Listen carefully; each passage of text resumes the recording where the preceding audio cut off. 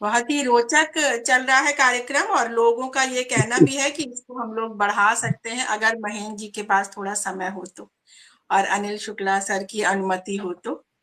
लोग इसमें मैसेज भी नहीं, कह मेरे रहे हैं पास कि ये समय कार्यक्रम है, होना क्योंकि चाहिए। जी, वो जिस फ्लाइट के लिए मैं आया हूँ वो 1.5 घंटे लेट है। क्या बात है! मेरे चलिए पास समय हमारे है अभी, आधे घंटे। रश्मि जी, बहुत रश्मि जी, मेरा ख्याल है कि हमारे जो पैनलिस्ट हैं वो भी बहुत रिच हैं, और उन्होंने जी बहुत हाँ जी। पढ़ा है महेंद्र जी को।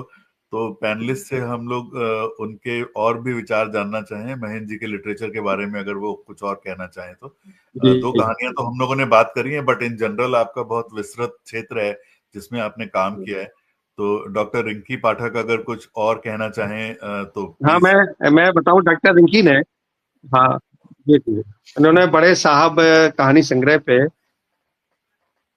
लगभग सभी सभी कहानियों पे समीक्षात्मक किताब एक आई थी, उसका संपादन किया है। तो डॉक्टर रिंकी कोई कहानी अपना बता सकती है? जी, स्वागत है रिंकी जी, प्लीज। अच्छा माइक्रोफोन लगेगा। ऑन कीजिए, आप माइक्रोफोन आपका ऑफ है।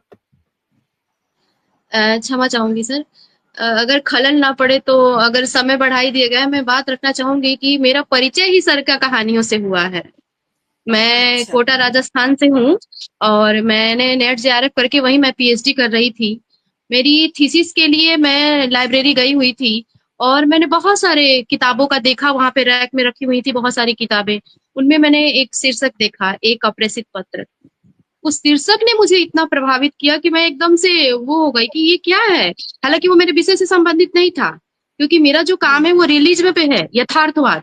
मेरा किन्नर विमर्श से कोई नाता नहीं है और दूर दूर तक मेरे को कोई नहीं था कि भाई मुझे इससे काम नहीं है, लेकिन शीर्षक इतना प्रभावी था कि उसको मैं लेके आई। और मेरा काम रियलिज्म पे चल रहा था। मुझे जॉर्ज लुकाच को पढ़ना था, मुझे हार्वर्ड फास्ट को पढ़ना था, मुझे शिव कुमार मिश्र को पढ़ना था, पर मैं महेंद्र बिस्म को पढ़ रही थी। रात के क्या 1:30 बज रहे बात थे है! हाँ जी। और पढ़ते पढ़ते एक अपरिचित पत्र पढ़ते पढ़ते वो जो सर ने कहा ना कि पर काया प्रवेश, वो एक आवेग सा मेरे अंदर हुआ और मैं खूब रोई जा रही थी, रोई जा रही थी। और मैंने कहा इस रचनाकार से मुझे मिलना है। क्या बात है! और फिर मैंने चारों तरफ तलाशा, गूगल किया, सारा कुछ किया, क्योंकि मेरा ट्रांसजेंडर विमर्श से कोई काम नहीं था। फिर मैंने सर हाँ को ढूंढा, फेसबुक पे लिखा और बकायदा एक मैसेज भेजा कि सर सादर प्रणाम, मैं डॉक्टर रिंकी पाठक, बलिया से लिखा, क्योंकि मैं जी जी। यूपी लिखूंगी तो सर मुझे ज्यादा प्रभावित होंगे मुझसे। मैंने लिखा सर मैं बलिया से हूँ, और सर ने रिंकी पाठक लिखा कि सर प्रभावित हूँ कि मैं ब्राह्मण हूँ तो सर थोड़ा सा ज्यादा रिस्पॉन्स देंगे। तो मैंने लिखा सर मैं रिंकी पाठक बलिया से। यूं तो जमीन आसमान का आप में मुझ में अंतर है, लेकिन मैं ये जानती हूँ कि फेसबुक ने सिर्फ मित्रता का ही एकमात्र विकल्प रख रखा है, क्योंकि उम्र यहाँ मायने नहीं रहता रखता। तो आप मैं आशा करती हूँ कि आप मुझे स्वीकार कर लेंगे। सर ने तुरंत कहा कि आशीर्वाद आपको जोड़ लिया है। क्या बात और है! बहुत बड़ी बात है। तब हाँ। से ये है कि इतना सर का स्नेह है कि लगभग आए दिन हर मंच पे रहती ही हूँ। और अब तो लोगों ने एक टैग लाइन दे दी है, किन्नर विमर्श की समीक्षिका, जबकि मैं नहीं हूँ। और दूसरी चीज की सर ने जैसा बताया कि बड़े साहब एक समीक्षात्मक अध्ययन, ये सर की पुस्तक थी बड़े साहब, उसमें भी कुछ रचनाएं मैंने पढ़ी। तो मैंने सर से कहा कि सर मैं ये चाहती हूँ कि समीक्षा लिख के मैंने सर को भेजी थी, सर को बहुत पसंद आई थी। तो सर ने कहा था कि मैं चाहता हूँ कि तुम सारे कहानियों की समीक्षा लिखो। तो इस क्या तरीके से बात एक समीक्षात्मक पुस्तक आ गई। और बड़ी खुशकिस्मती है मेरी कि सर के जो पिताजी हैं उनके बारे में भी मैं 2 लाइन बात करना चाहूंगी। कि जी, सर के स्वागत। पिताजी पंडित बृजमोहन अवस्थी जी, उन्होंने सर जैसा कि आप जानते हैं बैकग्राउंड जो सर का है वो बुंदेलखंड रहा है। जी जी। बुंदेलखंड, झांसी, जालौन, उरई। तो वो भी एक बहुत बड़े साहित्यकार थे और उनकी बहुत सारी रचनाएं हैं। बुंदेलखंड का सेनापति महल, बुंदेलखंड की मस्तानी, और भी बहुत सारी। तो उसके एक संस्करण तो पिताजी लिख गए थे, दूसरे संस्करण का संपादक आदरणीय महंत भीष्म सर ने किया है, और तृतीय संस्करण का संपादन भी मुझा किंचन को प्राप्त है, तो क्या उसकी भी बात है! संपादक हूँ मैं। बहुत बहुत शुभकामनाएं और उसके आपको। अलावा बहुत अभी बढ़िया। आपके लखनऊ पुस्तक मेले में मेरी एक नई कृति लोकार्पित हुई है, हिंदी साहित्य एवं विविध विमर्श। तो क्या इसमें भी लगभग 3 और उसके अलावा प्लस 3.25+ लेख जो है गुरुदेव को समर्पित हैं। तो रचना कर्म पे मेरी बात होती रहती है। मैं बस इतना कहूंगी सर कि जैसा कि मैं आदर्शवादी हूँ मूलतः, अनिल गुप्ता शुक्ला सर, हाँ सर, मैं ये कह रही हूँ कि जैसा कि रश्मि लहर मैम ने थोड़ी देर पहले कहा कि लोग यथार्थवादी लिखने लगे हैं, इतना यथार्थवाद उड़ेल देते हैं रचनाओं में, भाषा शैली इतनी उनकी मतलब ऐसी हो जाती है कि हम उसे पढ़ नहीं पाते, आत्मसात नहीं कर पाते। ऐसे में सर इन चीजों से बचते हैं, रश्मि मैम ने कहा इन चीजों से बचते हैं। मैं ये कहूंगी बाकी जो लोग भी देख रहे हैं इस लाइव स्ट्रीम के माध्यम से कि हम, जैसे हमने कहा कि पहले आपको कम लिखने के लिए बहुत सारा पढ़ना पड़ता है। अगर आप एक अच्छे पाठक नहीं हैं, आप एक अच्छे लेखक हो ही नहीं सकते। अगर आप एक अच्छे श्रोता नहीं हैं, आप एक अच्छे वक्ता हो ही नहीं सकते। क्योंकि अगर आपके अंदर अपार धैर्य नहीं है, अगर आपके अंदर आत्मसात करने की क्षमता नहीं है, अगर आपको यह विश्वास करने के, आपको ये एहसास नहीं है कि मैं भी गलत हो सकता हूँ, आप दम्भी हैं, तो आप कभी अच्छे लेखक बन ही नहीं सकते। इन सारी चीजों को आपको स्वीकार करना होगा कि मेरे अंदर कमियां हो सकती हैं, इस जगह मैं गलत हो सकता हूँ।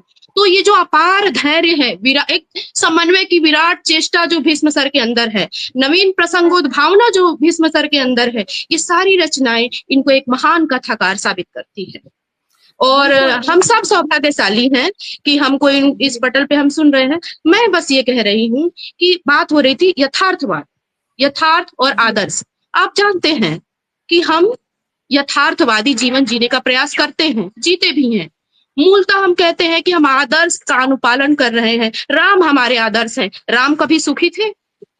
आदर्शों के अनुपालन में आप यथार्थवादी बनते जाते हैं। ठीक है, आदर्शवादिता को ओढ़िए, लेकिन उतना ही कि आपका यथार्थ प्रभावित न हो।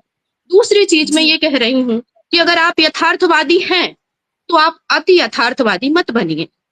अति यथार्थवाद आपको प्रकृतिवाद की तरफ मोड़ देता है, फिर वो नग्न यथार्थ हो जाता है, जो एकदम बर्दाश्त के काबिल नहीं है। जैसा कि रश्मि लहर मैम ने कहा, वो रचनाएं हम पढ़ नहीं सकते। तो जो हम इस पटल पे लोग हैं, उसके अलावा जितने भी लोग हमें सुन रहे हैं, आप लिखिए। आदर्शवादी नहीं लिख सकते, आप यथार्थवादी लिखिए, जितना हो सके लिखिए, लेकिन अति यथार्थवाद की तरफ मत जाइए। हमारी संचालिका ने उसकी तरफ जो ध्यान कराया था, उसी तरफ कह रही हूँ कि वो प्रकृतिवाद ना बने, वो इतना नग्न ना बने कि हम उसे आत्मसात न कर पाए। एक पाठक और एक लेखक दोनों के तौर पे हम उसको सुरुचिपूर्ण ढंग से पढ़ पाए, आत्मसात कर पाए और उससे अनुप्रेरित हो, ना कि हम दिग्भ्रमित हो जाएं। जैसा कि आप जानते हैं, साहित्य समाज का दर्पण है। मैं नहीं मानती। दर्पण जड़ होता है, दर्पण जड़ होता है। जड़ वस्तु आपको कैसे दिखाएगा?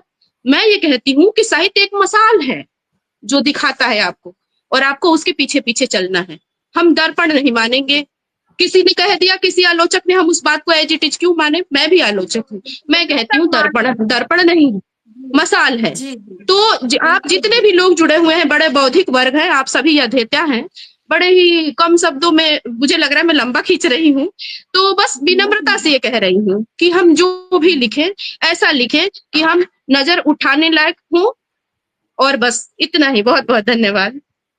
डॉक्टर रिंकी, आपकी बात सुन के तो लग रहा है कि आपको बहुत सुनना पड़ेगा हमें, और उसके लिए अलग से समय भी लेना पड़ेगा आपसे।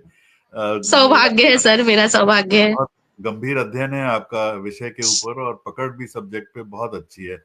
तो आपको हम अलग से, चित्रा जी आपसे संपर्क करेंगे, हम लोग बात करेंगे। अभी हमारे पास पैनल में और भी हैं, रश्मि गुप्ता जी हैं, बहुत देर से आप